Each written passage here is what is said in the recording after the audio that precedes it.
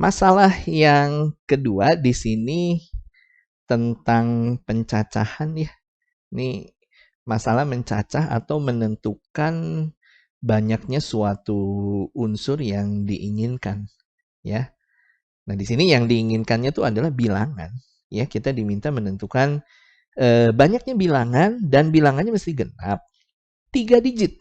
3 digit di sini berarti terdiri dari digit ratusan tentunya yang paling kiri, kemudian puluhan, satuan ya.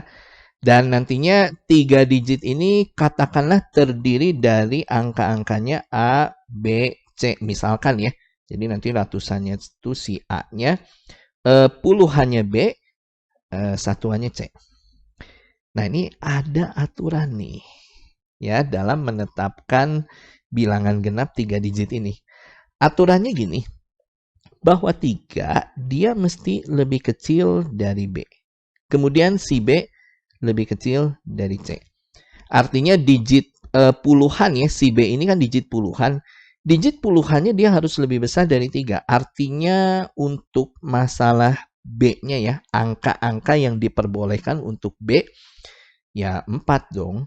Ya kan 4 lebih besar dari 3. Ya, kemudian ya bisa 5, bisa 6, dan seterusnya ya, 7, 8, ya sampai 9. Nah, ini adalah angka-angka yang diperbolehkan untuk ya digit puluhannya yaitu si B ini. Nah, sedangkan C-nya hati-hati. C di sini adalah digit satuannya. Nah, ini mesti berhati-hati ya. Di sini ada keterangan bahwa bilangan yang diinginkan adalah bilangan genap. Ya, kita mengetahui bicara bilangan genap, kalau angkanya 3 digit ya nanti satuannya si C ini mesti angka genap. Ya, 2, 4, 6, 8 ya atau 0 itu angka genap semua. Nah, cuman ada aturannya, si C ini dia mesti lebih besar dari yang B. Nah, hati-hati. Untuk masalah angka-angka atau digit yang ada di B itu angka-angkanya paling kecil aja di sini 4. Berarti dipastikan si C ini angka genapnya ya. 4 udah nggak boleh. 4 nggak boleh. Karena 4 ini ya nggak bisa kita katakan lebih besar dari 4. Nggak bisa. Si B angka paling kecilnya juga, ini angka paling kecilnya saja 4. Berarti C harus lebih besar dari 4. Dipastikan. Ya, dan dia genap. Ya, karena tadi kan 3 digit ini dia mesti bilangan genap. Berarti si C di sini satuannya dia mesti genap. Nah, bicara bilangan genap yang lebih besar dari 4, berarti yang C ini ya, digit C itu yang dimungkinkan ya bisa 6, bisa juga 8. Ya, ini kan 6 lebih besar dari 4, 8 juga lebih besar dari 4. Ada 2 kemungkinan untuk digit C. Nah, gini, kita pecah kasus aja ya. Pecah kasus paling gampangnya. Jadi maksudnya gini, apabila digit satuannya si C ini kita ambil yang 6 dulu. Ya, nah ini kita taruh di sini 6. Ya, ini untuk digit satuan. Berarti bicara 6 ya satu angka aja, satu cara. Ini yang angka 1 ini bicara banyak caranya. Ini kan kita ambil 6, berarti satu cara. Oke, berarti puluhannya hati-hati. Ya, tadi si puluhan si B ini dia mestilah lebih kecil dari C. C ini yang satuannya ya. Berarti kita harus taruh untuk puluhan angka-angka yang lebih kecil dari satuan, tapi si puluhan ini harus lebih besar dari 3. Nah, berarti kemungkinannya 4 mungkin. Ya, kenapa? Karena si 4 dia masih lebih kecil dari yang satuan ini ya, yang angka 6. Karena sekali lagi, puluhan lebih kecil dari satuan. 5 oke. 5 oke ya. 5 masih lebih kecil dari satuannya yang 6 ini kan. Nah, kalau 6 nggak bisa. Ya, kalau puluhannya kita ambil si angka 6 nggak bisa. Karena kan 6 nggak bisa kita katakan, oh dia lebih kecil dari 6, nggak bisa. Ya, berarti untuk digit puluhan ya hanya sebatas 4 sampai 5 ya. 6 nggak boleh, apalagi 7. 7 udah lebih besar dari 6. Hanya 2 cara aja di sini. Hanya 4 dan 5 ya, 2 cara aja yang bisa mengisi digit puluhannya kalau satuannya yang angka 6 ini. Nah, untuk ratusan. Nah, ini bicara ratusan, ini kelihatannya untuk yang ratusan bisa semua angka nih. Karena di sini nggak dikatakan bilangan genap ini mesti berlainan.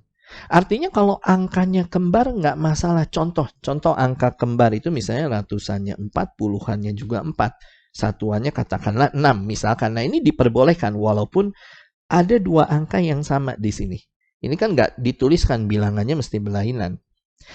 Artinya untuk ratusannya ya digit-digitnya atau angka-angkanya bisa aja 1.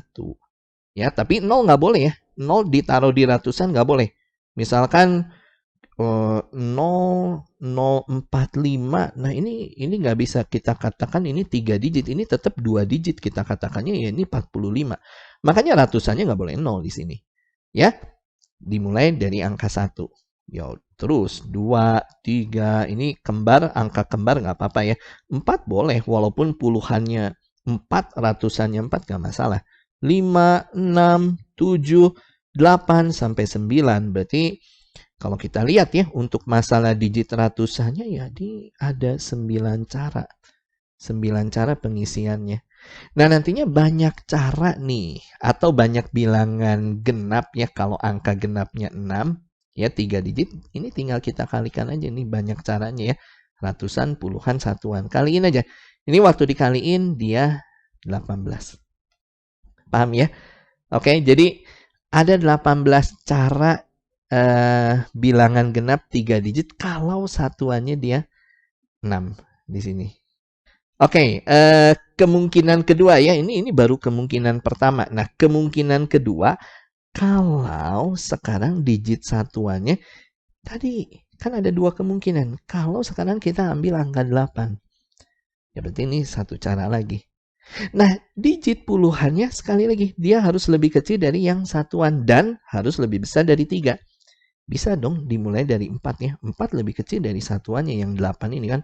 5 bisa, masih lebih kecil dari 8 ya. 6 oke, 7 oke. Nah, 8 udah nggak boleh. 8 nggak bisa dikatakan lebih kecil dari 8. Berarti sampai 7 aja. 4 cara untuk digit puluhannya. Nah, untuk digit ratusannya ya ini nggak ada aturan ya. Untuk masalah ratusan yang A di sini kan nggak ada aturannya. Dia harus lebih besar dari B atau lebih besar dari C, nggak ada aturannya ya. Jadi sama untuk kasus yang pertama, kasus yang kedua pun digit ratusannya ya 1 sampai 9. Ini 9 cara juga. Sehingga banyak caranya kalau kita kalikan ini tepat 36. Nah, dari dua kemungkinan ini banyak caranya kita tambahin. 18 tambah 36 ini tepat 54. Artinya ada 54 bilangan yang dimungkinkan ya. Bilangannya bilangan genap 3 digit dengan aturan ini ya. 3 lebih kecil dari B, lebih kecil dari C. Jawaban adalah yang B, selesai. Oke.